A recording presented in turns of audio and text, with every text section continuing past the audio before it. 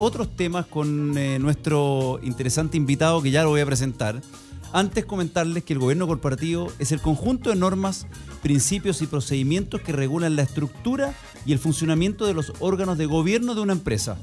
En concreto, establece las relaciones entre la junta directiva o directorio, el consejo de administración, los accionistas y el resto de partes interesadas y estipula las reglas por las que se rige el proceso de toma de decisiones sobre la compañía para la generación de valor.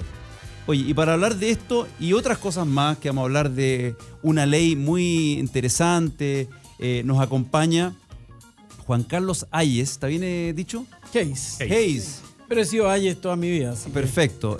Juan Carlos Ayes. Juan Carlos es experto en management y gobierno corporativo de la Universidad de Harvard, quien además nos va a hablar de cómo es emprender, porque él tiene un proyecto al respecto, cómo es emprender después de los 50, que como ya dijimos, Ari Burman está muy cerca de los 50. Así que le viene muy bien este tema, Juan Carlos. Sí, bueno, me tiene que dar el dato de cómo se ha cuidado hasta ahora. Entonces. Oye, en experiencia, Juan Carlos fue vicepresidente de Citibank, ¿no es cierto? Vicepresidente de Recursos Humanos y Administración en Scotiabank también, gerente de Recursos Humanos para Cencosud Chile, también fue jefe del área de auditoría del Banco Central de Chile y Compliance Officer Regional de Citibank. O sea, una experiencia bastante impresionante, aparte de tener estudio en Harvard. Y de repente Juan Carlos decide emprender, salirse del mundo corporativo con este tremendo currículum. Juan Carlos, bienvenido. Muchas gracias. Bueno, muchas gracias por la invitación a los dos y a la Radio La Clave. Yo estoy efectivamente entrando a este club después de los 50. No era algo que quizá hubiese pensado antes, simplemente me pasó cuando estaba en Cencosud, que vino en la época de las compras de los supermercados, Las Brisas, Monte Carlo, estaba también, y Santa Isabel, por supuesto, que era la más grande de las compras que había hecho, y a mí me toca armar un código de ética para Cencosud. Y entonces, viendo literatura que existía de Royal Ahold, que era la ex dueña de Santa Isabel, más la que yo traía de Citibank, de mis 12 años de Citibank, me di cuenta que había un concepto que se llamaba gobierno corporativo, que era más potente que hacer simplemente un código de ética, era más bien establecer todas las responsabilidades, roles y funcionamiento de los entes de gobernabilidad de una empresa, los dueños, que a veces son la familia, por eso es que se habla mucho de gobierno corporativo de empresas familiares, porque las familias requieren una estructura de gobierno corporativo. Entonces están los dueños, la dirección o administración, el directorio, la junta accionista, todos tienen un rol. Y ahí me enganché con esto de gobierno corporativo, que era algo que unía muy bien lo que yo había hecho. Yo había sido jefe del área de auditoría del Banco Central, había sido vicepresidente de control financiero de Citibank, había compliance officer, como decía Ari también, y después fui el vicepresidente de Recursos Humanos, en Citibank, en Scotiabank y después en Cencosud, donde también me tocó ver temas de supermercado en la operación. Bueno, si yo juntaba todo eso, había un personaje que podía ser yo, que era hablar de la gobernabilidad de las empresas desde el directorio, desde los dueños y así hasta los responsables de administración. Entonces se me ocurrió ir a estudiar a Harvard. Yo había estado antes en Michigan y en Dartmouth. Y bueno, después me dejó la locura, me fui a Stanford a estudiar innovación, así que como que quise meter un poquito de todo eso en esta idea mía de, oye, aquí hay algo, esto de gobierno corporativo no es transitorio, no es un cuento, esto es un concepto. Es como el amor, les digo yo a mis clientes. Es un concepto. Cuando me dicen, no, pero esto es una ley que va a pasar de moda. No, es un concepto. Y ahí lanzas la consultora. Empecé en el 2012 en realidad. Estuve en Londres con Steel Pond Nestor, que es el tipo que fue el número 1 de la OECD en regulación. Por lo tanto, muchas de las cosas que hoy día están funcionando como regulación de gobierno corporativo en el mundo han salido de la OECD. Así que, dado que me lo presentaron, él en forma muy cariñosa me invitó a que yo fuera. Bueno, yo ahora voy todos los años le pego en la pera, como se dice, ¿no es cierto? Y él me dice un poquito lo que viene en gobierno corporativo, las tendencias. Bueno, y ahí lanzas la consultora de gobierno corporativo. Claro, partí en realidad el 2013, partí funcionando hasta hoy día. Hoy día estamos operando en Perú y en Argentina también. Somos la única consultora chilena, digamos, que ha podido implementar modelos de prevención de delito en los 3 países. Cuando uno habla de gobierno corporativo dice, bueno, ¿pero qué es? ¿Es la ley de gobierno corporativo? No, la ley de gobierno corporativo la saca Chile el 2009, pero la verdad, si me permiten es abrupto, en forma bien poco, diríamos, delicada, la sacan para poder entrar a la OECD. Esa ley en realidad fue la junta de que Mercado Capitales 1, Mercado Capitales 2 y al fin otras leyes, para poder ingresar a la OECD, porque si no, no podíamos estar en la OECD, porque uno de los requisitos es tener una ley de gobierno corporativo. Eso pasó el 2009. Chile realmente empieza a sacar normas de gobierno corporativo después. Hoy día la más importante es la norma de carácter general 385 de la Superintendencia de Valor y Seguro, que ahí se ve menos de un 35% de la sociedad anónima abierta en Chile, o sea, menos de un 35% de las 99 prácticas que se sugieren ahí se cumplen en Chile. Entonces uno diría que estamos todavía muy lejos de tener un buen gobierno corporativo, ya hablo de la sociedad anónima abierta. Lo cual no es malo para ti. Desde el punto de vista del emprendimiento. No es malo para mí. Oye, esto de nadie es profeta en su tierra me ha pasado a mí. Cuando estaba en Colombia, en Perú, he tenido una cobertura hasta mediática, digamos, ahora en Argentina, por el tema de haber sido la primera empresa que se rotula como de consultoría en gobierno corporativo en Latinoamérica. Entonces, eso ellos lo han visto como una cosa importante. Yo normalmente doy charlas de este tema porque me interesa socializar el concepto. Porque algunos creen, como te digo, que esto es una ley. No es una ley. Mira, si me permiten, gobierno corporativo en realidad nace el año 92 en Inglaterra después de una crisis de un empresario y político. Era dueño de canales de televisión, de radio, como la Radio La Clave. Y el tipo era trucho, muere, no tenía descendencia. Ese es un problema en las empresas familiares. Cuando el dueño no tiene descendencia, normalmente hay un impacto importante en el valor, en el valor de la empresa. Por lo tanto, hay que preparar gente mucho antes y no que te pase que está poco menos que muriendo y firmando papeles y delegando, sobre todo cuando son empresas grandes. Él era un empresario muy grande. Solo en imposiciones le debía 440 millones de libras esterlinas a su empleado. Bueno, en cuento corto, queda un forado grande, caen los fondos mutuos, los fondos de pensiones, y el pueblo en Inglaterra, en el Reino Unido, le reclama a los gobernantes de cómo es posible que un señor trucho provoque 220.000 desempleados, caigan los fondos de pensiones, caigan los fondos mutuos, en fin. ¿Cómo es posible que no se regule la responsabilidad que tienen los dueños? Y está más bien regulado la de los funcionarios, la de los ejecutivos. Así es que nace la primera regulación de gobierno corporativo y es el señor Sir Adrian Cadbury, el de los chocolates Cadbury de esa familia, digamos, al quien nombran a cargo de esa comisión, y él dice, aquí lo que falló fue el gobierno corporativo, acuña la palabra, entendiéndose por tal la responsabilidad que tienen los dueños, los directores, hasta el nivel de gerente general, de velar porque su empresa tenga buenas prácticas. Y continuidad. Y con continuidad. De ahí vienen todas las regulaciones. Después Estados Unidos saca la ley SOX de gobierno corporativo, después de las grandes crisis de Enron y WorldCom en el año 2001, y empieza el 2002 ya esta ley a tener impacto en Chile incluso. Chile tiene mucho de eso, pero le falta, por supuesto, un camino largo. Juan Carlos, ¿cuál debiese ser, a tu juicio, o si es que lo es y no está funcionando de manera correcta, el ente fiscalizador en términos a nivel de gobierno del gobierno corporativo? Porque efectivamente aquí hay distintas aristas. Por un lado está el poder regular la relación entre los accionistas y el management de la compañía. Incluso tú fuiste más allá. Hay un tema de qué pasa cuando muere el fundador de una compañía, incluso cuando tiene heredero y cuando no tiene heredero.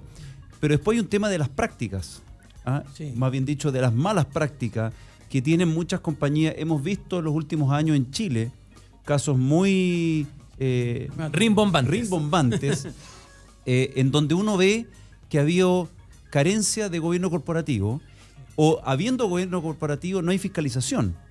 ¿Cómo es en Chile particularmente este tema y qué es lo que estás viendo tú en los otros países?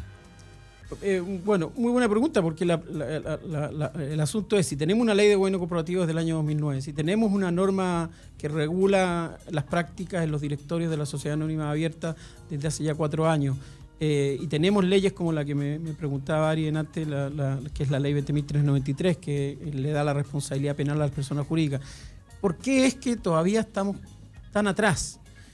Y yo creo que hay un tema cultural. Yo he conocido empresarios muy dispuestos a ser pioneros en esto, airantes. Oye, yo no espero que me digan qué es lo que está bien o lo que está mal por una regulación. Yo quiero tener manejada mi organización con buenas prácticas. Ayúdame, y eso es lo que hacemos en GESICO.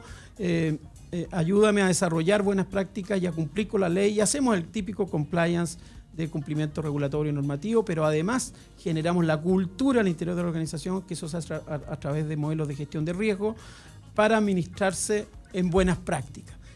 Entonces tú dices, tenemos normas, sí, la 385, y tenemos ley, la 20.393, y tenemos la otra ley de gobierno corporativo, pero la verdad es que en Chile todavía la gran mayoría de las empresas está enfocada al compliance, al cumplimiento regulatorio legal, lo que te pide la ley. Todavía no están enfocados en cuál es la mejor práctica que me permite aumentar el valor de mi compañía, a que cuando vengan inversionistas extranjeros yo pase esa, comillas, auditoría de gobierno corporativo, que créanme, en Europa y en Estados Unidos es más importante que la auditoría financiera. Acá hay un tema, nos están preguntando también por redes sociales, hay un tema para que la gente lo entienda, la diferencia entre un directorio y el gobierno corporativo, porque una cosa es como que da la sensación que en Chile todavía es, no, es que yo tengo un director y tengo 3 directores externos y con eso estoy listo en la... Y nos preguntan acá en las redes sociales, la diferencia entre un directorio y tener un gobierno corporativo. El directorio es parte de un gobierno corporativo. El gobierno corporativo es la estructura de toma de decisiones de una organización y de alguna manera se definen los roles que cada una de estas estructuras de gobernabilidad tienen. Donde el Son como las leyes internas, las normas de funcionar. De funcionamiento, exactamente.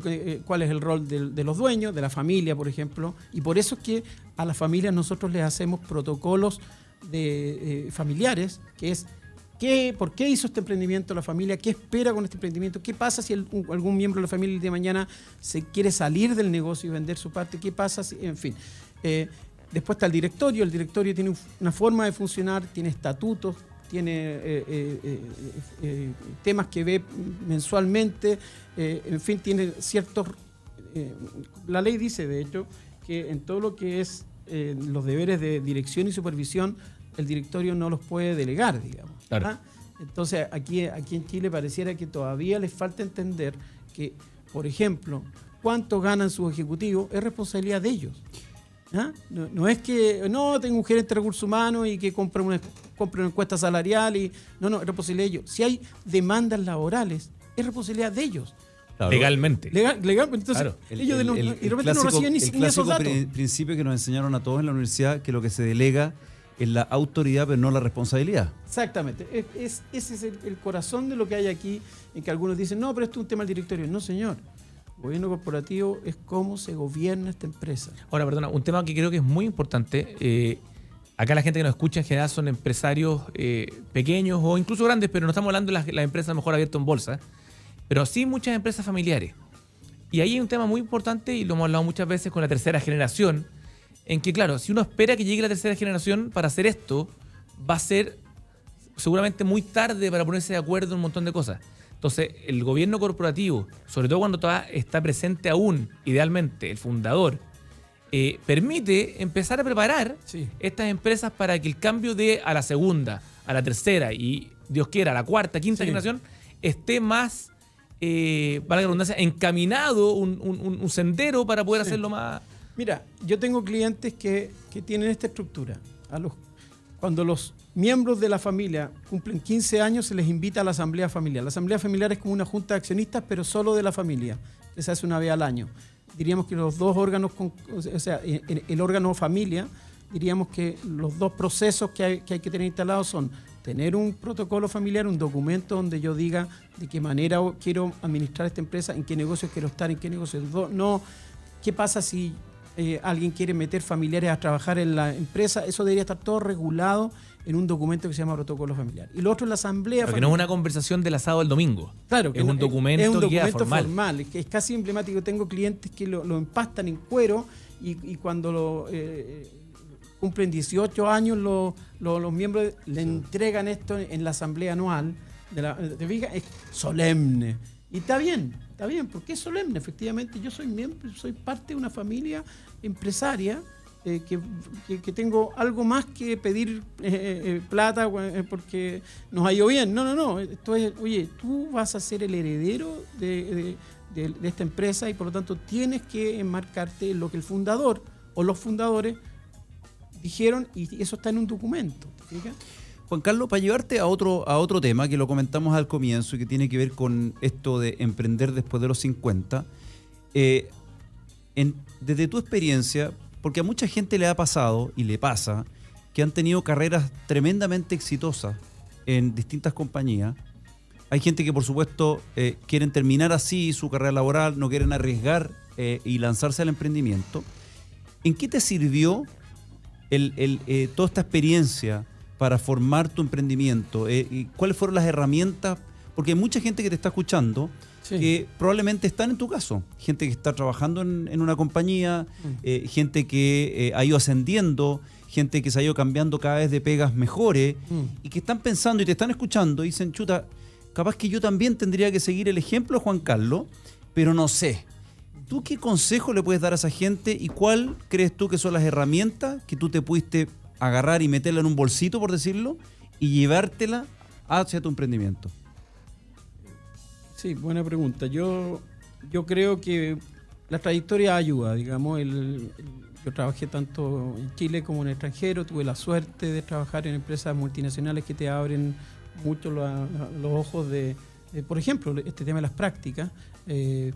Al menos las empresas en las que a mí me tocó trabajar siempre fueron muy preocupadas de tener muy claro, te decían desde que entraba, mira, a este lugar llegaste, estas son tus responsabilidades, nosotros así nos manejamos, esto es lo que esperamos de ti. En fin, esa regulación que a veces es ética, simplemente es un código de buenas prácticas y de conducta, te va formando. Haber trabajado en ese tipo de empresas me dio esa posibilidad. Segundo, estudié harto, yo creo que me bajó la locura y estudié auditoría primero yo en la Universidad de Santiago, ahí partí, pero después estudié psicología en la Católica, después me fui a estudiar fuera, en Michigan estudié management, en Dartmouth estudié cultura y después me fui a Harvard a estudiar gobierno corporativo y bueno, Stanford Innovación.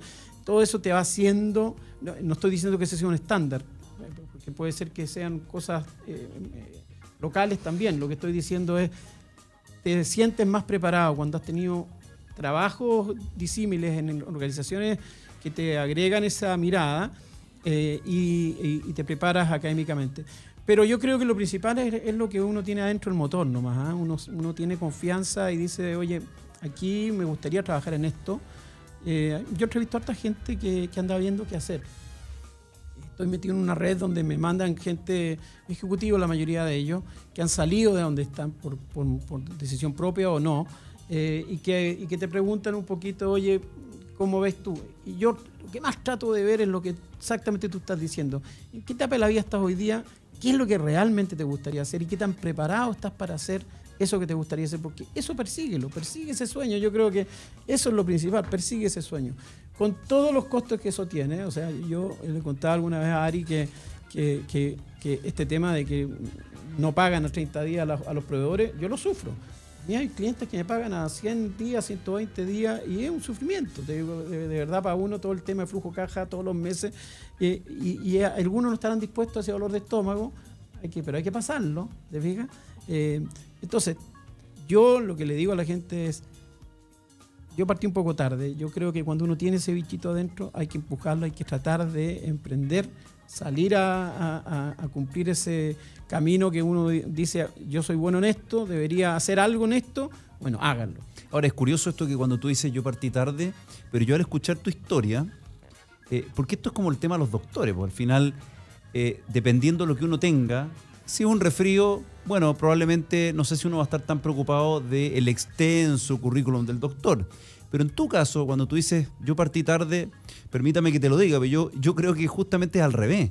Porque tu tema tiene que ver con canas también. Así. Porque la experiencia que tú adquiriste a nivel de gobierno corporativo, eso no se aprende de la noche a la mañana. Es cierto. Tú No, estás- y el fundador de una empresa, no sé, a los 75 años, no se va a juntar con un carrito de 28 años a decir, a escuchar los consejos, lo más probable.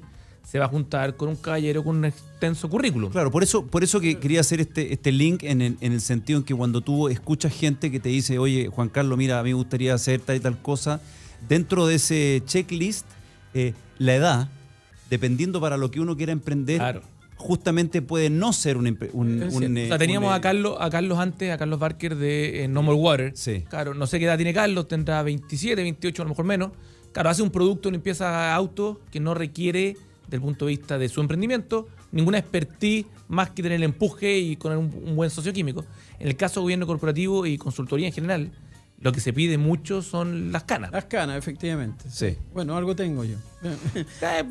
Más en la barba que en la... Sí, más en la barba que en el- Más en la barba que en el... Oye, bueno, muy interesante. La verdad que podríamos estar con Juan Carlos un programa entero, pero lamentablemente ya se nos viene un poquito encima la hora. Juan Carlos, acompáñanos. Yo creo que va a quedar pendiente otra invitación para profundizar el tema de la ley. Sí. Nos Sí, la faltó- 20.393, sí, Sí. yo creo que ese es un tremendo tema porque ahora vienen 2 delitos nuevos que hay que incorporar en todas las empresas en Chile, todas, incluso las chicas, que es soborno y administración desleal. Yo creo que es bueno el punto tuyo, Ari. Que es un tema efectivamente. importante para los emprendedores que realmente no saben ese tipo de leyes que están saliendo y que a la larga todos tenemos que cumplir. Que cumplir, Sí, exacto. así que Juan Carlos, que has invitado Muchas gracias. para que nos puedas acompañar, ojalá ya a contar de marzo acá en Emprender es Clave. Aquí estaremos, muchas gracias. Quédate acá un segundito para que escuchemos unos buenos consejos.